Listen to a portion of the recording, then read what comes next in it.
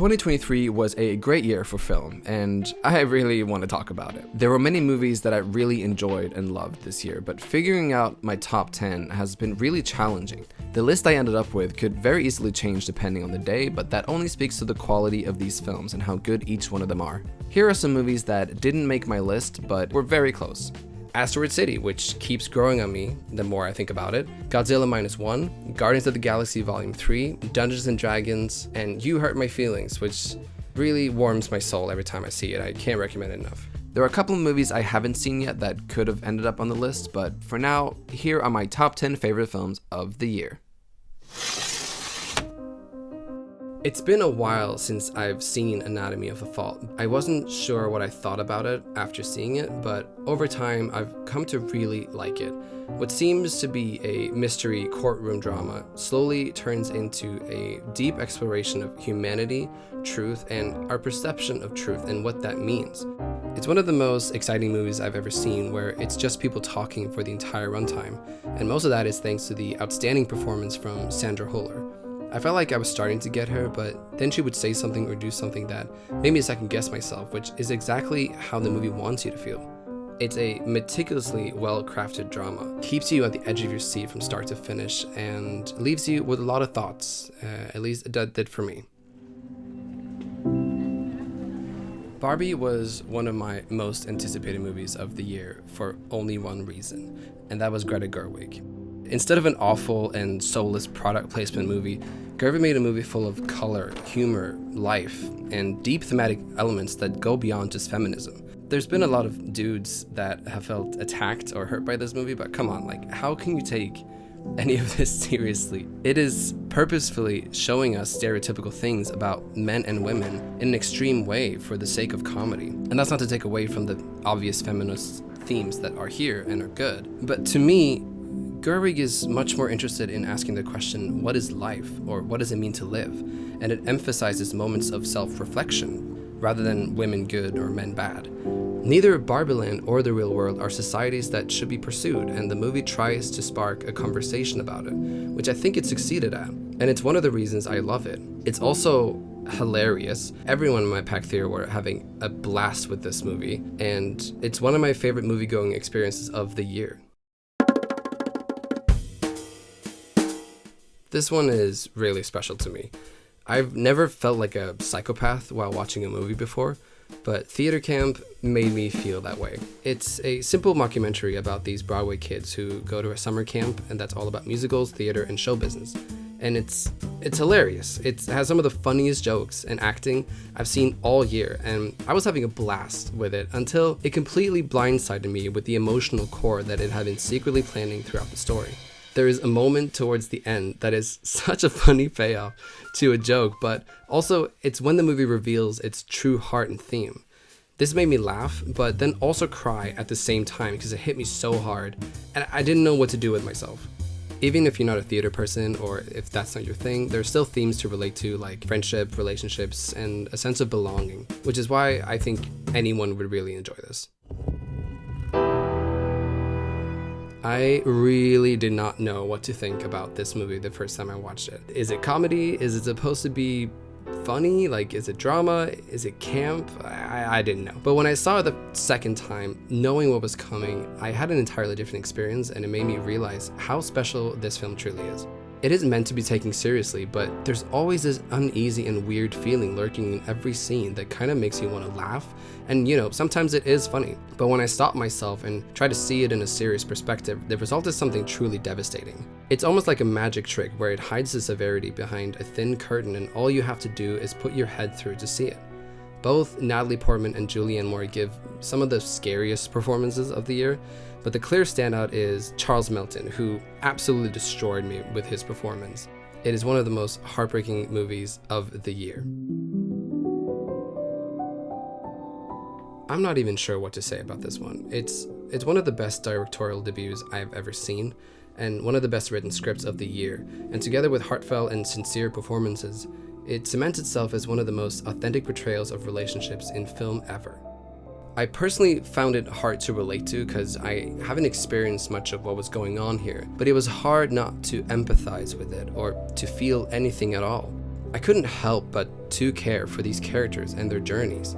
Although it's quiet on the surface, there's so much happening underneath it all, and Celine Song brilliantly directs these moments where nothing is being said, but everything is being said at the same time.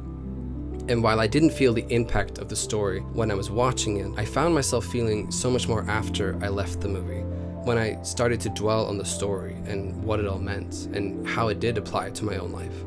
The music is dazzling, the cinematography absolutely gorgeous, and it really is one of the most special films I've ever seen in my life.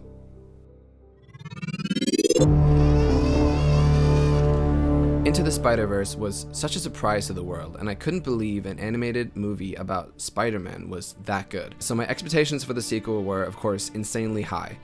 And I loved it. The sheer creativity and detail in this film is beyond anything I've ever seen.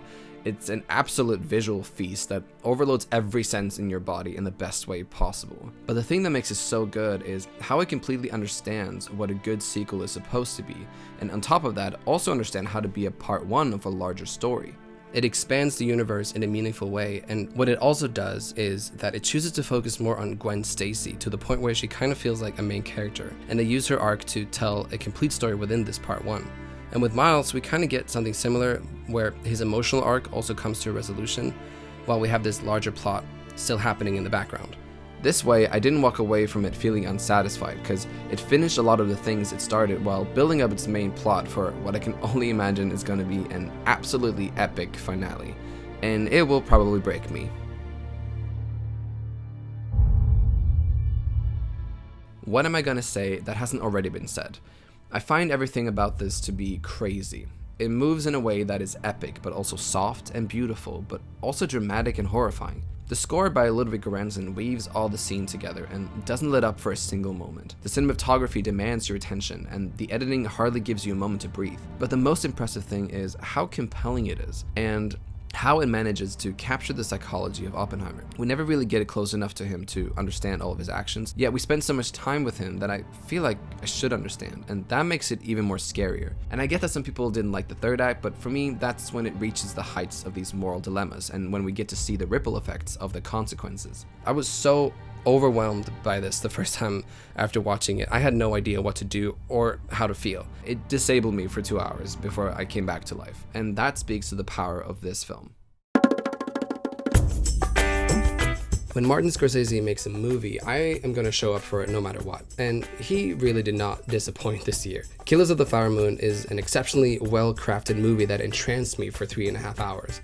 I'm not gonna lie, it's a lengthy film, but even though the first half was a little tough to get through, the second half paid off so damn well that I never wanted it to end. We all know that Leo is a good actor, but the real standout is Lily Gladstone, who holds you captive with her supernatural performance that elevates this movie to a whole other level.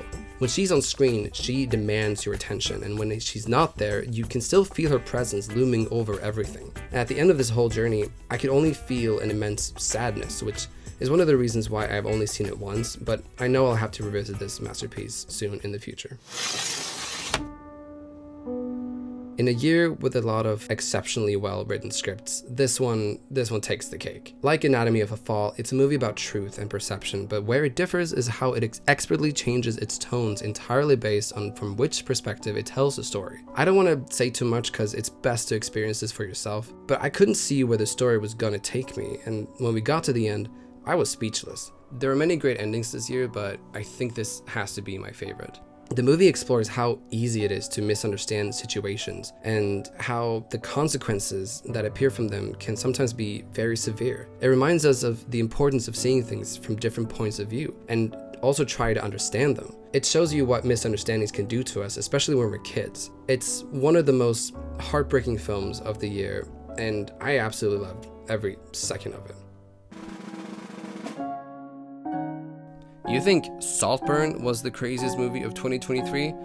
You're wrong. It's Poor Things, made by the king of weird, Yorgos Lanthimos.